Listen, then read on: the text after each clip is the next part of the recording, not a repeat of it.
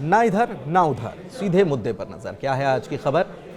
आप देख रहे हैं न्यूज़ 18 आपके पुनीत के साथ। तो कैथोलिक ईसाई धर्म गुरु पोप फ्रांसिस की हालत गंभीर है। कैथोलिक चर्च के हेडक्वार्टर वेटिकन के मुताबिक पोप की ब्लड टेस्ट रिपोर्ट में उनकी किडनी फेल होने के लक्षण दिखाई दे रहे हैं और प्लेटलेट्स की कमी का भी पता चला, खून भी चढ़ाया गया।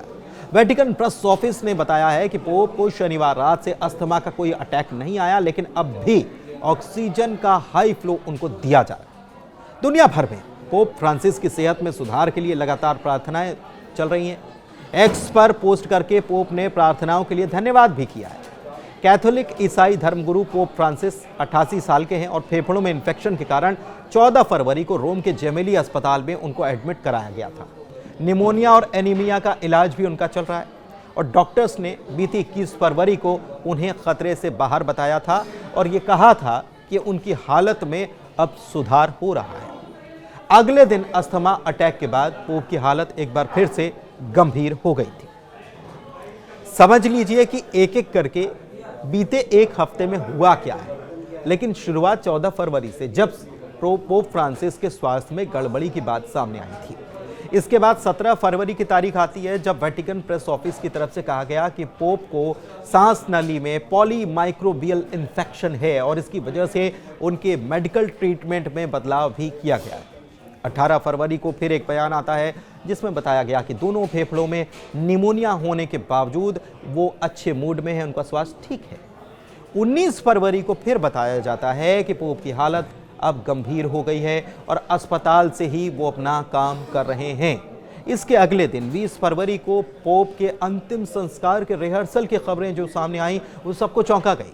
इसके बाद वेटिकन प्रेस ऑफिस ने बताया कि पोप की हालत स्थिर है, उनके ब्लड टेस्ट में थोड़ा सा सुधार भी दिखाई दे रहा है। एक सोर्स के हवाले की तरफ से सीएनएन ने बताया कि पोप अपने बेड से उठकर अस्पताल के कमरे में कुर्सी पर बैठने की हालत में भी आ गए थे।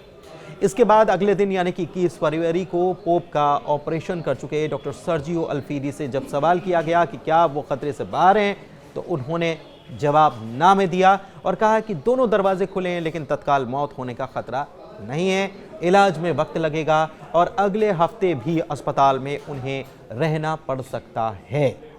22 फरवरी को उनको अस्थमा अटैक आया, जिसके बाद पोप की हालत एक बार फिर से गंभीर बताई गई। एक दिन पहले की तुलना में दर्द बढ़ गया और एनीमिया के कारण इलाज के लिए खून भी चढ़ाना पड़ा।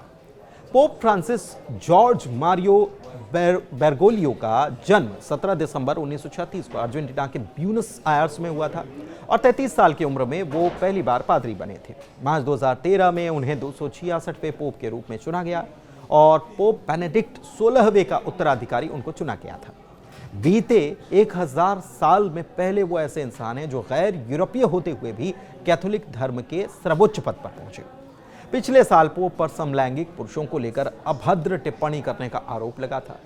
कुछ मीडिया रिपोर्ट्स में यह दावा किया गया था कि पोप ने समलैंगिक लोगों के लिए इटालियन भाषा के एक बेहद आपत्तिजनक शब्द को इस्तेमाल किया था। विवाद बढ़ा, पोप फ्रांसिस ने बाद में माफी मांग ली।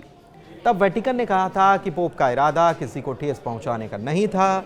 अगर किसी को उनकी बात से ठेस पहुंची तो वो इसके लिए माफी मांगते हैं। फिलहाल उनकी स्थिति पर डॉक्टर्स की टीम नज़र बनाए हुए है और पल पल जो खबरें आ रही हैं उसमें ये भी आ रहा है कि उनकी स्थिति जो है वो गंभीर हो रही है, उनको खून चढ़ाया जा रहा है। तो दूसरी तरफ उनके जो चाहने वाले हैं उनके तरफ से प्रार्थनाओं का दौर लगातार चल रहा है, लगातार प्रार्थनाएं की जा रही हैं और इसके लिए पोप ने धन्यवाद भी x social media account x पर उन्होंने दिया है कि आपकी प्रार्थनाएं ईश्वर स्वीकार करें। धन्यवाद।